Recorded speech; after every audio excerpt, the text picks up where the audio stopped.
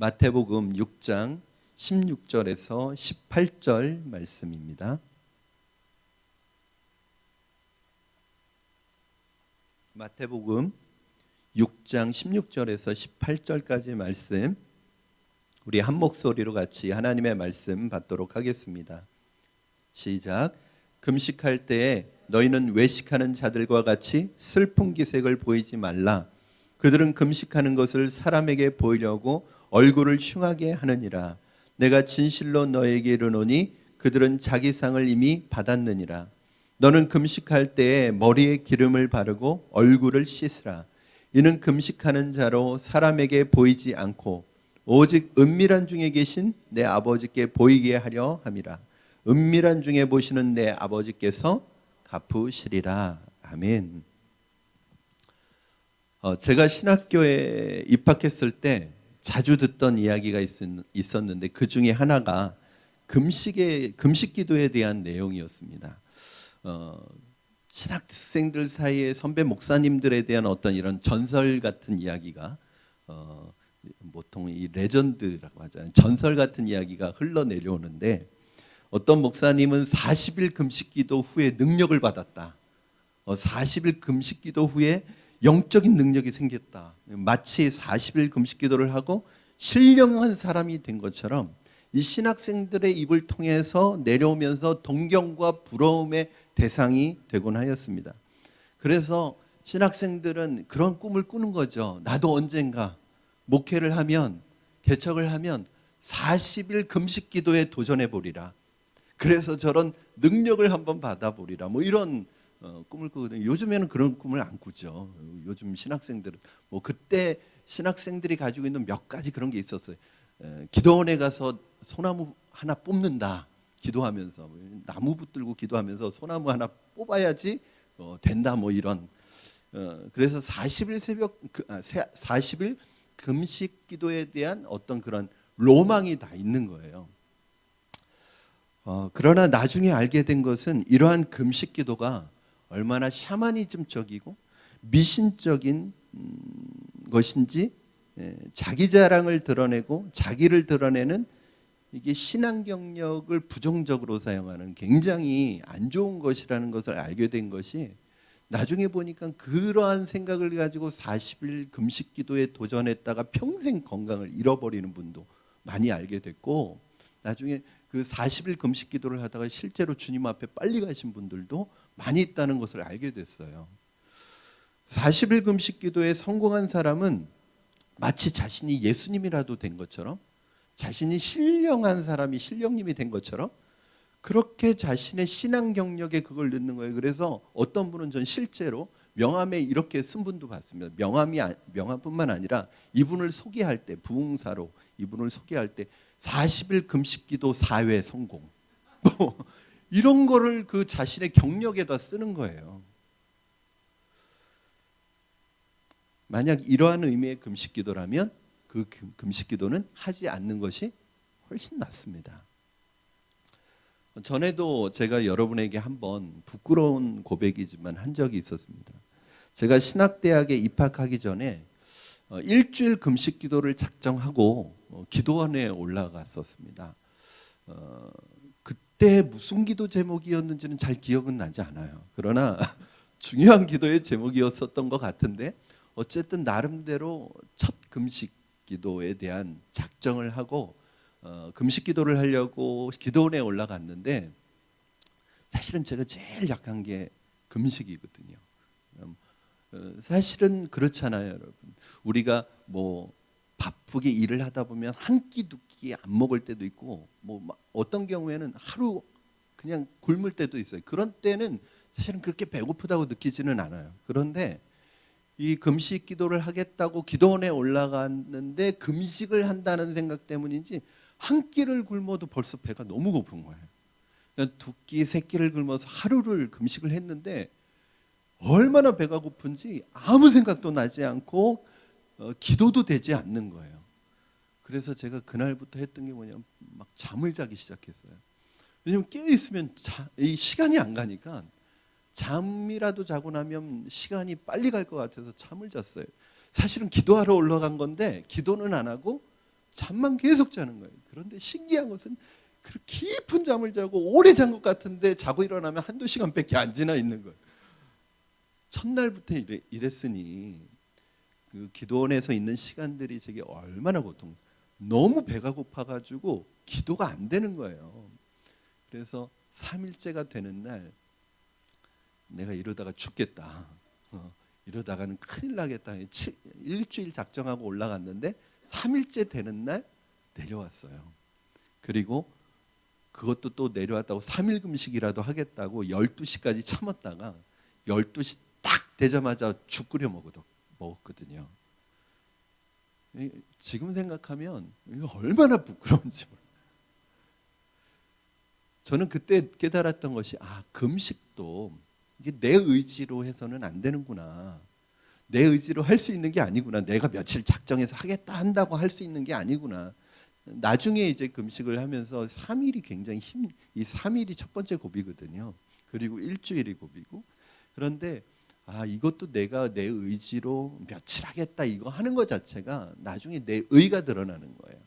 그 다음부터 사실은 금식기도 할 때 방법을 바꾸었습니다. 며칠 금식 작정기도 하겠다 그렇게 하지 않고 하나님이 금식에 대한 마음을 주시면 일단 시작하는 거예요.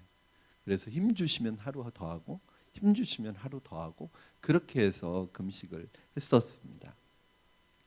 당시 바리새인들은 일주일에 2번 금식을 했대요. 그러니까 누가복음 18장 12절에 보면 일에 2번 했는데 그게 언제냐면 월요일과 목요일 날 금식을 했다는 거예요. 왜 그랬을까요? 왜 일주일에 2번 금식을 했을까요? 왜 또 월요일과 목요일 날 금식을 했을까요? 정확하지는 않지만 묘하게 일치되는 게 있습니다.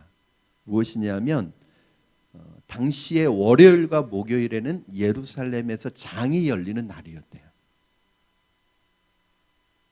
그래서 그날은 예루살렘 주변의 마을이나 동네에서도 사람들이 다 예루살렘으로 모이는 날이. 이게 우연의 일치치고는 너무 묘한 일치죠. 그날 유대인들은 바리새인들은 금식하는. 아마도 바리새인들은 그날 자신들이 금식하고 있다는 것을 많은 사람들에게 보여주고 알리고 싶었던 것 같아요. 자기를 드러내기 위해 하는 금식, 자기를 자랑하기 위해서 그것을 무슨 신앙의 경건의 상징처럼 보이게 하기 위해서 다른 사람들로 하여금 영적이라는 칭찬을 받고 싶어서 하는 금식이었습니다. 오늘 본문을 다시 한번 묵상하면서 예전에 제가 했던 그 금식의 모습이 바리새인들의 그 모습이었구나 하는 것을 깨닫게 됐습니다. 참 부끄러운 거죠. 그런데 의외로 지금도 이렇게 금식하는 분들이 많이 있어요.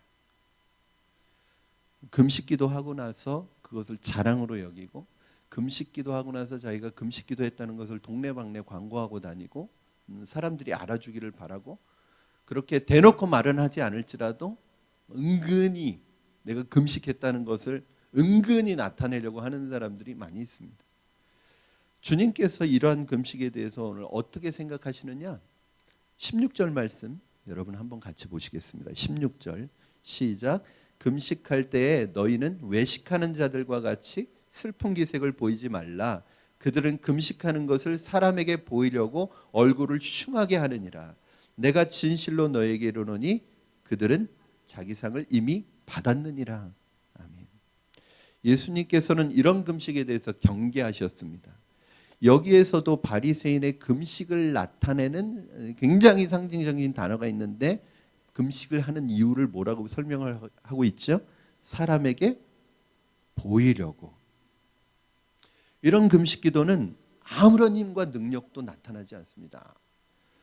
이러한 금식은 하나님을 기쁘게 하지 못할 뿐만 아니라 이미 사람들에게 칭찬과 상을 받았기 때문에 하나님 앞에 상이 없대. 이 말은 무슨 뜻이냐면 하나님 앞에 아무런 의미 없는 금식이라는 거예요. 사람에게 보이려고 하는 금식은 그 금식의 진정한 능력을 잃어버릴 뿐만 아니라 하나님 앞에서 아무것도 아니라는 거예요. nothing이에요. 무의미한 거예요. 오히려 무의미할 뿐만 아니라 악한 거예요. 왜요? 자기를 의롭게 드러내려고 하는 것이기 때문에. 그러면 여러분에게 질문 하나 하겠습니다.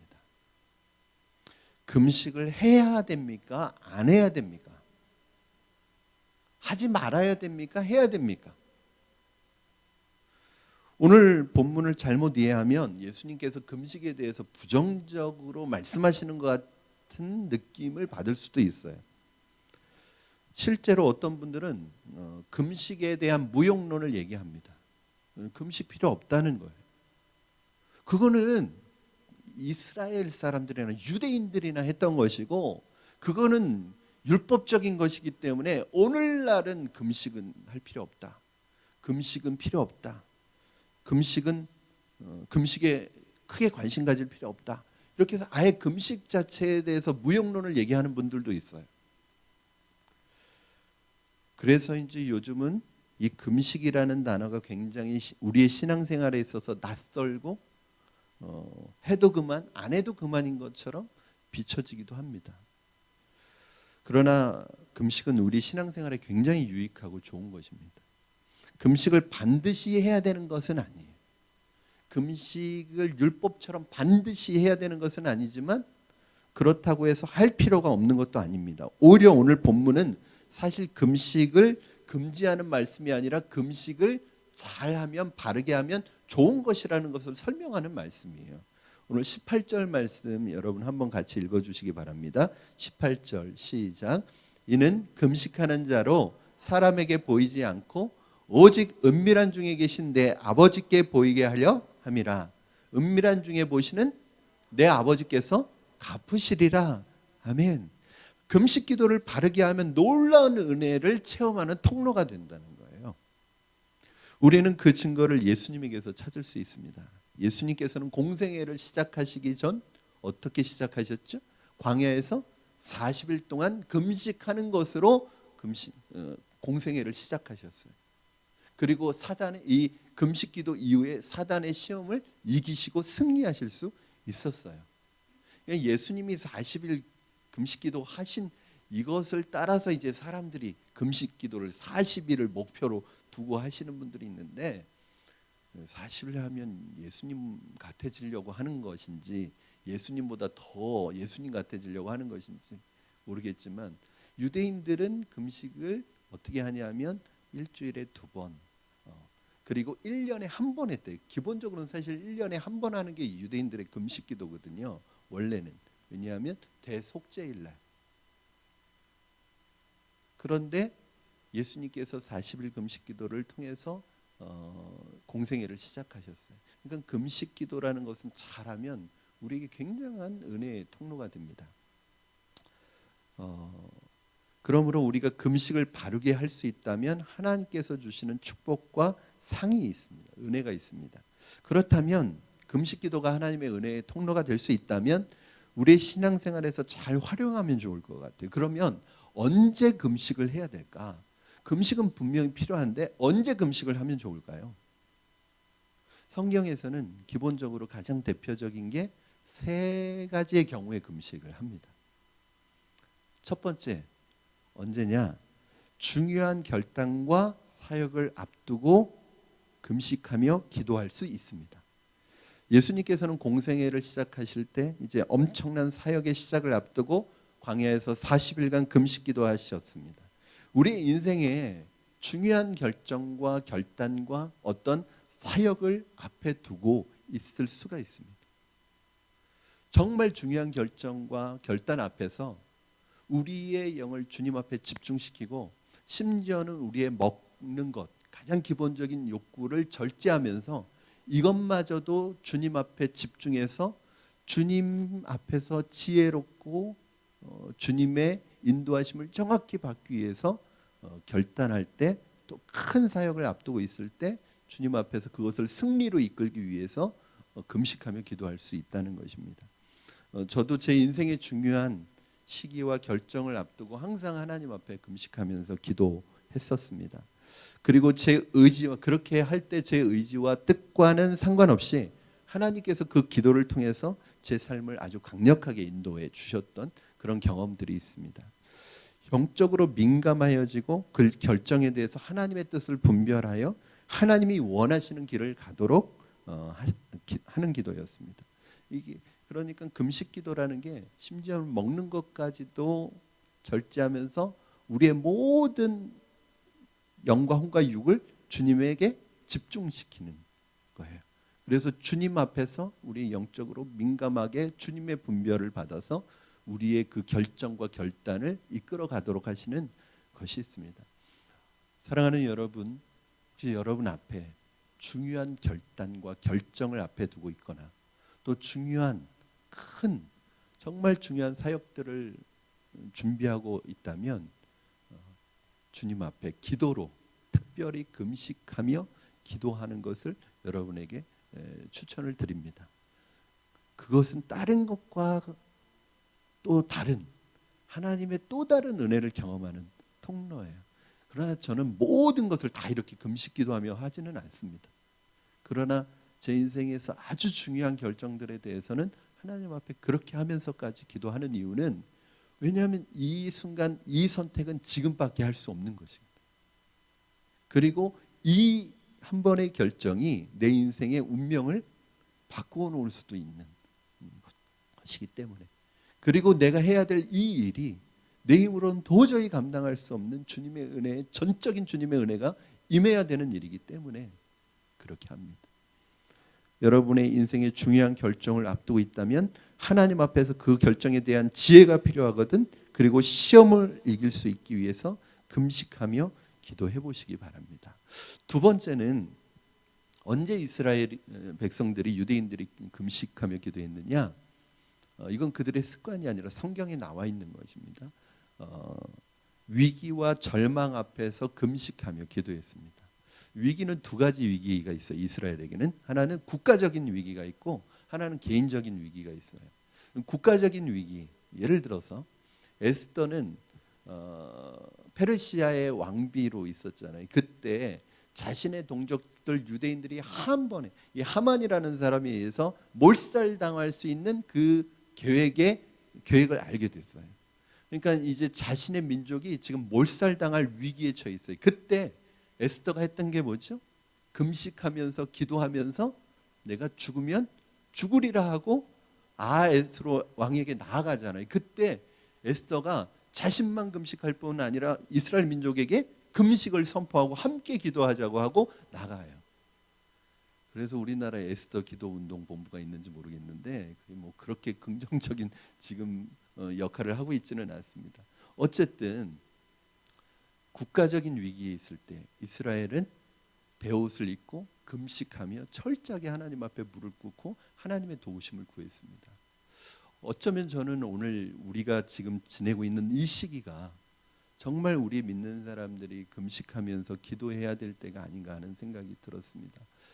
나라가 참 어려운 가운데 있어요. 지금도 내가 일면식은 없다 할지라도 우리 이웃과 우리 나라 안에 있는 우리 동포 또 국민 중에 누군가는 이 병으로 지금 죽어가는 분들이 계속 생기고 있고 고통받는 분들이 생기고 있어요. 이때 우리가 나라를 위해서 기도해야 될 때라고 생각하고, 더 나아가서는 지금 전 세계적으로 이 문제가 지금 뭐 미국에서만 30만이 넘었대요 벌써. 그러니까 100만이 넘은 거예요 전 세계적으로. 하나님 앞에 기도해야 될 때입니다. 그리고 저는 기도하는 것 중에 하나가 하나님이 대한민국이 이 작은 나라가 이 문제를 극복할 수 있는 힘을 주실 뿐만 아니라 이 어려운 때에 세계 열방을 섬기고 도울 수 있는 그런 나라가 됐으면 좋겠다는 그 기도의 제목이 있습니다. 개인적으로 현실적인 그런 절박한 상황에 있을 때 또 충분히 금식하며 기도할 수 있습니다. 바리새인들이 예수님에게 와서 이런 질문을 합니다. 세례 요한의 제자들도 금식하고 바리새인들도 금식을 하는데 왜 당신의 제자들은 금식하지 않습니까? 이런 질문을 해요. 그때 예수님이 뭐라고 말씀하시죠? 잔치집에서 신랑과 함께 있을 때 금식하는 사람이 어디 있느냐? 그러나 신랑을 빼앗기게 되는 날 사람들이 금식하게 될 것이다. 이게 무슨 말인가요? 신랑을 빼앗기게 되는 날 금식하게 될 거래요. 그럼 그렇죠. 잔치집에서 꼭 어떤 분은 이상한 분들은 꼭 잔치집에 와서 자기 다이어트 한다고 안 먹어요. 잔치집에 와서 금식을 해요, 자꾸. 그게 아니라 생각해 보세요. 잔치집이에요. 결혼식 날 신랑이 쓰러져서 병원에 입원한다고 생각해 보세요. 신랑을 빼앗긴다고 생각해 보세요. 결혼식 날 전쟁이 일어나서 신랑을 잡아갔다고 생각해 보세요. 신부가 잘 먹을 수 있을까요? 못 먹죠. 식음을 전폐하고 아마 저절로 금식이 될 거예요. 지금 이 좋은 날 신랑을 빼앗겼고 신랑이 잡혀갔어요.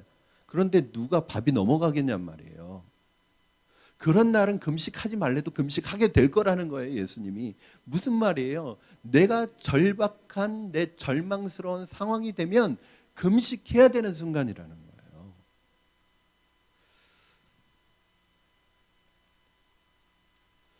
우리에게 있어서 이와 같은 신랑을 빼앗기는 것과 같은 절망스러운 일이 무엇입니까? 여러분에게 그런 일은 무엇입니까? 혹시 지금 그런 상황에 있으십니까? 여러분, 그때가 금식해야 될 때, 저절로 금식이 됩니다. 그때 그러면 저절로 금식이 되면 어떻게 하면 돼요? 기도만 하시면 돼요. 저는 금식하는 것 자체로는 의미가 없다고 생각해요. 그러니까 금식은 왜 하는 거예요? 기도하기 위해서 하는 거예요. 저같이 기도원에 올라가서 금식은 하는데 잠만 자면 아무 의미가 없는 거예요. 그건 그냥 굼식이에요. 굼식. 금식은 왜 하는 거예요? 내 기본적인 욕구도 절제하면서 하나님 앞에 나가기 위해서 하는 게 금식이에요. 사랑하는 여러분, 여러분의 개인적인 절박한 절망스러운 상황이 여러분 앞에 놓일 때 하나님 앞에 금식하며 기도하실 수 있기를 주님의 이름으로 부탁을 드립니다. 마지막으로 세 번째는 죄를 지었을 때 금식하며 기도해야 합니다. 성경 곳곳에서 이스라엘 백성들이 가장 많이 금식을 하는 경우와 이유 중에 하나가 뭐냐면 자신의 죄, 국가적인 죄든지 개인적인 죄든지 그 죄 앞에서 개인적으로 국가적으로 금식을 선포하고 회개하며 기도하는 것을 볼 수가 있습니다. 금식하다라는 이 말이요, 원어의 의미로는 자기 자신을 낮추다, 그런 의미의 뜻이 있다고 그래요. 그러니까 금식한다는 말이 자기를 낮춘다는 뜻이래요. 왜 우리를 낮춰요? 바로 자신의 죄에 대한 자신의 절망감 앞에서 자신을 낮출 수밖에 없는, 그래서 하게 되는 것이 금식인 거예요. 오늘날에도 우리는 우리의 죄를 깨닫고 회개할 때 금식할 수 있어야 합니다. 특히 이번 주간에 부활주일을 앞둔 고난주간입니다. 많은 믿음의 선배들은 이 고난주간에 특별히 금식하면서 지냈습니다. 우리도 뭐 하루에 한 끼 정도 금식하면서 지내기도 합니다. 그런데 왜 고난주간에 금식을 하는 걸까요? 우리가 아는 가장 기본적인 의미는 뭐예요? 첫 번째 의미는 주님의 고난에 우리도 동참한다, 그런 의미가 있어요.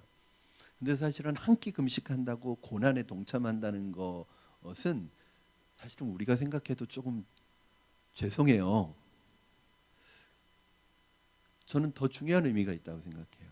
무엇이냐면 우리의 죄를 위해서 십자가에 달려 돌아가시는 그 주님 앞에서 우리의 죄가 얼마나 무서운 것인지, 심지어는 하나님의 아들이 돌아가셔야만 이 문제가 해결되는 그 엄청난 죄에 대해서 우리가 철저하게 우리 자신을 돌아보며 회개하고 다시는 이 죄의 노예가 되지 않겠다는 믿음의 결단으로 그 십자가의 고난에 동참하며 우리가 회개하면서 한 주간을 보내는 것입니다. 우리가 죄에 대한 회개의 마음으로 한 주간을 우리 자신의 죄에 대해서 철저하게 회개하고 또 우리 자신의 죄에 대해서 철저하게 주님 앞에 십자가에 같이 못 박는 한 주간이 되기를 주님의 이름으로 축원합니다. 저는 이런 것도 한번 생각해 봤으면 좋겠어요. 우리가 이번 한 주간 특별히 말의 금식을 하면 어떨까? 언어의 금식을 하면 어떨까? 말하지 말자는 얘기가 아니에요. 이걸 또 잘못 오해해서 일주일 동안 침묵 수행하시면 안 됩니다. 이거 침묵 수행하자는 게 아니라 사실은 우리의 죄가 가장 빈번하게 발생하는 영역이 어디예요? 말의 영역이에요. 사람들은 말로 가장 많은 죄를 짓습니다. 성경은 우리의 말과 혀를 어떻게 말씀하고 있느냐? 로마서 3장 13절에서 14절 말씀 여러분 같이 한번 읽겠습니다. 시작. 그들의 목구멍은 열린 무덤이요 그 혀로는 속임을 일삼으며 그 입술에는 독사의 독이 있고 그 입에는 저주와 악독이 가득하고. 이게 사람의 입이라는 거예요. 저는 제일 무서운 건 사람의 입이에요. 사람의 입은 가장 끔찍한 죄가 나오고 악이 득실거리는 뭐와 같다는 거예요? 무덤과 같다는 거예요. 한 구절 더 보겠습니다. 야고보서 3장 8절입니다. 야고보서 3장 8절 시작. 혀는 능히 길들일 사람이 없나니 쉬지 아니하는 악이요 죽이는 독이 가득한. 혀는 사람을 죽이는 독이 가득한 도구라는 거예요. 우리가 자칫 잘못하면 말로 죄를 짓고 말로 정죄하고 받은 은혜를 말로 다 쏟아버립니다. 여러분, 저는 우리의 언어가, 우리의 혀가 사람을 살리는 언어요 사람을 살리는 혀가 되기를 주님의 이름으로 축복합니다. 우리의 언어가 축복의 언어가 돼야 되고 우리의 입이, 우리의 언어가 감사의 언어가 돼야 되고 찬송의 언어가 되기를 주님의 이름으로 축복합니다. 여러분의 혀가 독이 되지 않기를 바랍니다. 누군가를 죽이는 화살이 되지 않기를 바랍니다. 이번 한 주간 우리의 말의 금식, 언어의 금식을 통해서 하나님께서 우리의 혀와 우리의 말과 언어를 치료해 주시고 다스려 달라고 기도하면서 우리의 말과 언어가 화평의 도구로 쓰임받는 역사가 나타나기를 주님의 이름으로 축원합니다. 그러니까 이번 주 말의 금식을 하자고 했다고 말을 아예 하지 말자는 게 아니라 오히려 축복과 감사와 찬송의 언어가 되자는 것을 여러분에게 좀 말씀드립니다. 이와 같이 성경에서 금식이 우리의 신앙생활에 얼마나 유용한 것인지를 증명하고 증거하고 있습니다. 그러므로 금식을 하나의 종교적인 율법적인 남들에게 보이기 위한 수단으로 사용해서는 안 됩니다. 또 더 나아가서는 금식을 구약의 산물이라고 보거나 이것은 오늘날에는 더 이상 필요 없는 것으로 보아서도 안 됩니다. 예수님께서 오늘 본문에서 금식을 부정하는 것이 아니라 헌금과 기도와 마찬가지로 금식에서도 외식하는 자들처럼 사람의 이목을 끌기 위해서 사람들에게 보이려고 하지 말라고 말씀하시고 금식의 목적을 무엇으로 말씀하고 계세요? 바로 하나님께 집중시키고 있습니다. 우리 18절 말씀 다시 한번 읽겠습니다. 시작. 이는 금식하는 자로 사람에게 보이지 않고 오직 은밀한 중에 계신 내 아버지께 보이게 하려 함이라. 은밀한 중에 보시는 내 아버지께서 갚으시리라. 금식의 목적은 뭐예요? 자신을 광고하기 위한 것이 아니라 훈련하기 위한 것입니다. 스스로 사람들의 인정과 칭찬을 얻기 위해서 사람들에게 자기를 자랑하기 위해서 하는 게 아니라 하나님 앞에 자신의 겸손과 낮아짐을 표현하는 훈련입니다. 이제 우리가 지난 3월 한 달 동안 살펴본 세 가지 주제를 정리해 보려고 합니다. 그동안 우리가 살펴봤던 세 가지 주제가 있어요. 뭐였죠? 더 나은 의라는 제목으로 살펴봤던 세 가지 주제. 첫째는 구제, 두 번째는 기도, 세 번째는 금식입니다. 그런데 이 세 가지가 우리에게 동일한 메시지를 주고 있어요. 그것이 무엇이죠? 바로 바리새인의 경건과 그리스도인의 경건은 그 동기가 다르다는 거예요. 바리새인 외식하는 자의 동기는 뭐예요? 이것이 자기를 보이려고 사람들을 의식해서 사람들에게 보이려고 사람들에게 영광을 구하기 위해서 사람들에 드러내기 위해서 하는 것이에요. 그러나 그것은 거짓된 경건이라는 거예요. 그리스도인의 경건은 뭐예요? 은밀한 중에 보시는 하나님께 자신을 보이기 위한 경건인데 이게 진짜 경건이라는 거예요. 저는 이게 굉장히 맞다고 생각해요. 경건이라는 단어의 뜻이 뭐죠? 여러분은 잘 아실 거예요. 제가 성경 공부할 때마다 로마서 강의할 때도 계속해서 말씀드렸어요. 경건의 반대는 뭐죠? 불경건이잖아요. 경건하지 않음. 근데 경건하지 않음의 영어 단어가 뭐라고 그랬죠? godlessness. 그러니까 God, 하나님, less, 부정하는 거예요. 하나님 없음. 명사형 어미니까 니스는. 하나님 없음이 불경건이에요. 왜 사람들이 경건하지 않아요? 하나님 없다고 생각하니까 경건하지 않게 살아가는 거예요.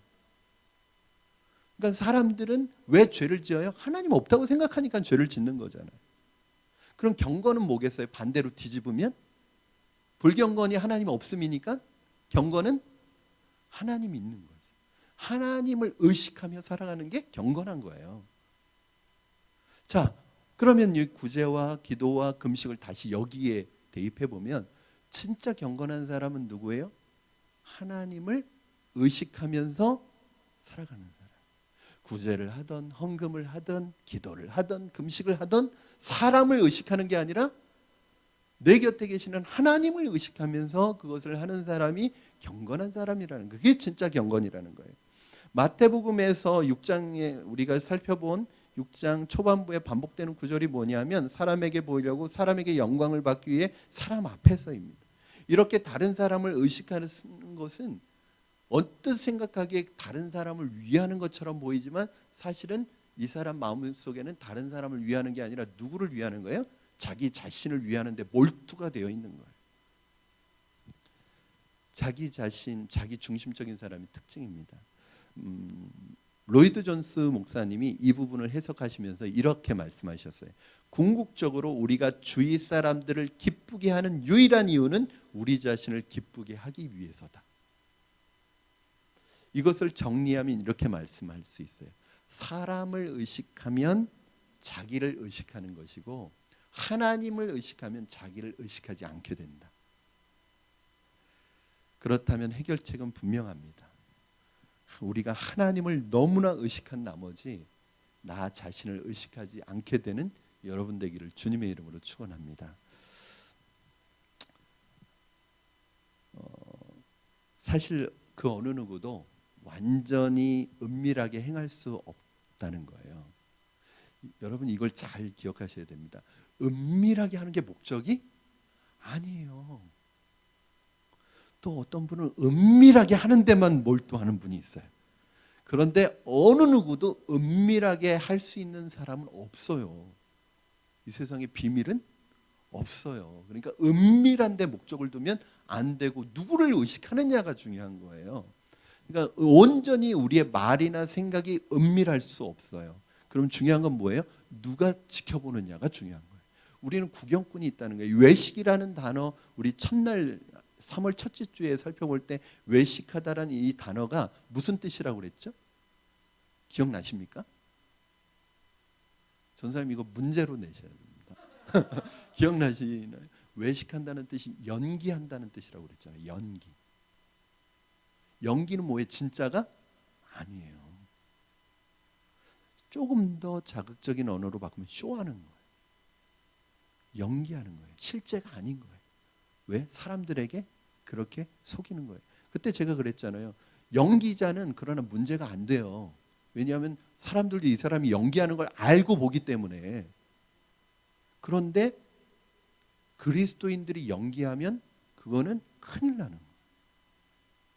그러니까 우리의 연기를 보는 구경꾼이 누구냐는 거예요. 관객이. 사람이 될 수도 있고 하나님이 될 수도 있어요. 온전히 은밀할 수는 없어요. 우리가 하는 말이나 행동이. 그럼 누가 구경꾼이 되느냐가 중요한 거예요. 그런데 많은 사람들이 사람들을 구경꾼으로 생각한다. 사람들을 관객으로 생각한단 말이에요. 그게 아니라 하나님이 우리의 유일한 구경꾼이요 관객이 되어야 될 줄로 믿습니다. 말씀을 정리합니다. 우리가 구제를 하든 헌금을 하든 기도를 하든 금식을 하든 우리가 그것이 쇼가 되지 않기를 바랍니다. 연기가 되지 않기를 바랍니다. 우리가 사람들에게 우리의 구제와 헌금, 기도와 금식이 진짜인 것처럼 보이게 할 수 있습니다. 그러나 하나님은 속지 않으십니다. 우리의 경건은 남이 보지 않을 때 드러납니다. 진짜 우리의 경건은 경건은 사람들이 볼 때가 아니라 사람들이 안 볼 때 드러납니다. 우리 헌금의 진실성은 바구니를 돌리지 않을 때 드러납니다. 바구니를 돌리면 남들 의식해서 하는데 헌금 바구니를 돌리지 않으면 남들이 보지 않으니까 하지 않는다. 이거 가짜 경건. 우리 교회에서 헌금 바구니를 돌리지 않는 이유가 있습니다. 돌리는 교회가 잘못됐다는 건 아니에요. 한 분이라도 내가 헌금을 할 때 다른 사람이 나를 보기 때문에 하는 분이 없도록 하고 싶어서요. 왜냐하면 그때 하나님 앞에 드리는 것이 진짜 내 마음의 표현이고 경건이기 때문에 그렇습니다. 우리가 무엇을 하든지 하나님을 의식하고 하나님 보이기 위해 할 때 그것은 가장 고상한 신앙이 되며 진정한 경건이 된다는 것을 기억하시고 여러분의 삶에 늘 은밀히 보시고 지켜보시는 그 하나님을 의식하고 그 하나님을 기쁘게 하기 위하여 오늘도 믿음으로 살아가시는 여러분 되기를 주님의 이름으로 축원합니다. 여러분 기억하세요. 이게 안 되면 우리 늘 이 외식의 유혹에 쉽게 빠질 수 있습니다. 이 말씀을 하시는 이유는 이게 이상한 사람만 빠지는 게 아니라 대부분의 종교인들이 그리스도인들이 빠질 수 있는 치명적인 유혹이기 때문에 그렇습니다. 이제 신앙생활을 갓 시작한 사람보다도 오래 신앙생활을 한 분들에게 더 쉽게 나타날 수 있고 집사님보다는 항존직들에게 또 중직자들보다는 목회자들에게 더 쉽게 나타날 수 있는 유혹인데 이 유혹이 올 때 주님을 의식하시면서 이겨내시고 승리하시는 여러분 되기를 주님의 이름으로 축원합니다. 시간 우리 같이 찬송할 텐데요. 나 주님의 기쁨 되기 원합니다.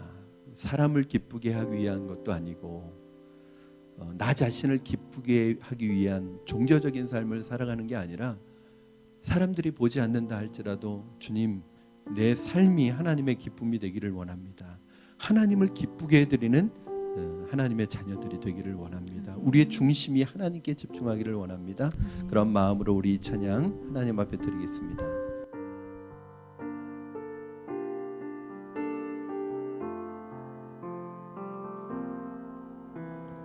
나 주님의 기쁨 되기 원하네.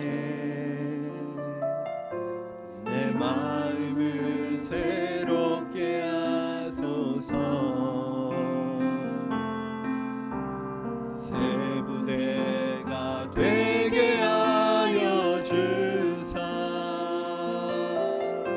주님의 빛 비추게 하소서. 우리 다시 한번 나 주님의 기쁨 되기 원하네. 내 마음을 새롭게 하소서. 아멘. 새 부대가 되게 하여 주사. 주님의 빛 비추게 하소서. 내가 원하는 한 가지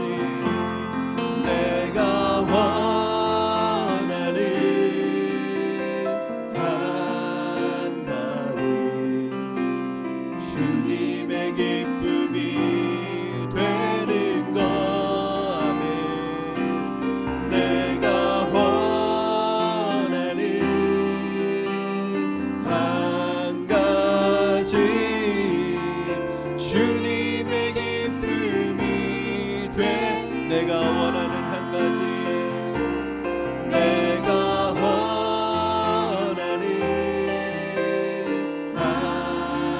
가지 주님의 기쁨이 되는 것. 내가 원하는 한 가지 주님의 기쁨이 되는 것.